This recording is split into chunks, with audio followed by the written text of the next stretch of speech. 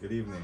My name is Kevin Zubich, and today I'm going to be talking about why the Airbus A220 is considered the next generation aircraft in aviation.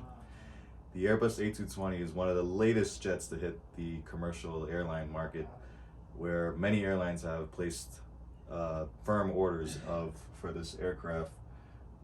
There are many benefits that come with this aircraft that I'm going to outline in this presentation. Let's see.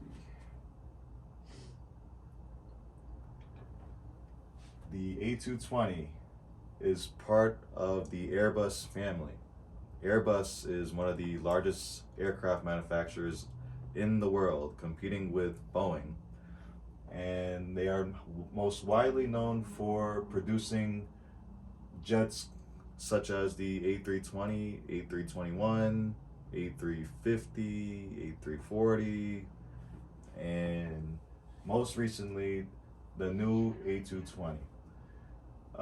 According to this visual aid here, this graphic that I have, there are a number of benefits and pros to this aircraft, but what I would like to highlight and emphasize is the high efficiency and low risk stats here.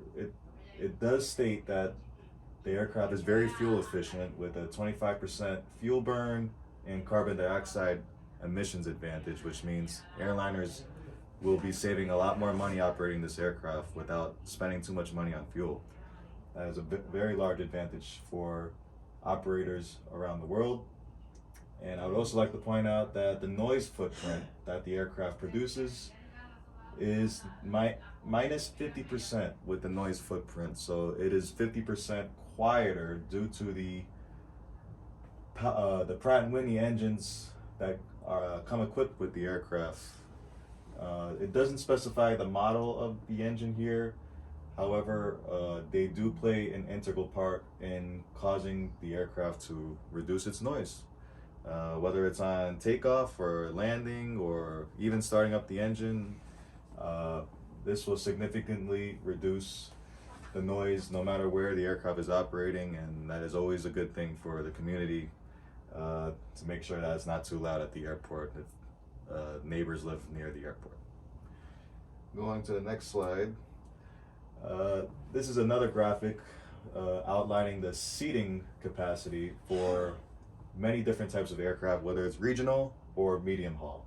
So in this case, we got the A220 displayed. There's two models of the A220, the Dash 100 and Dash 300. They both seat different capacities of passengers. The Dash 100 seats between 100 and 135. The Dash 300 seats between 120 and 160.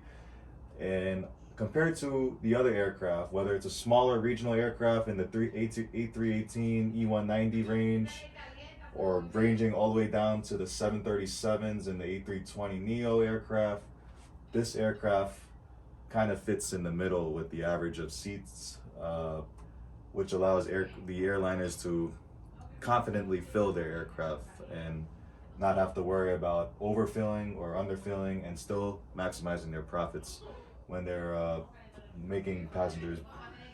allowing passengers to purchase tickets to fly on their aircraft. So it does have a pretty good benefit with how many people it can seat. They don't have to worry about seating a large aircraft or too large of an aircraft or too small of an aircraft, because they have a middle aircraft that kind of gives you the middle ground when it comes to seating capacity in the market compared to other aircraft. So with that being said, I'd like to conclude that the A220 aircraft is very beneficial for the aviation market when it comes to the fleet of airliners. They would like to maximize their profits with fuel efficiency and carbon dioxide emissions. That is a big environmental friendly initiative for the airline. And seating capacity as well, the ability to fill seats on the airline so that the airline can generate profit and make money.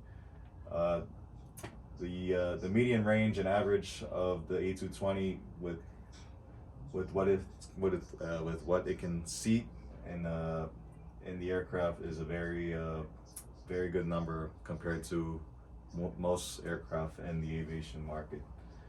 And the A220 is, I gotta say, one of my favorite aircraft.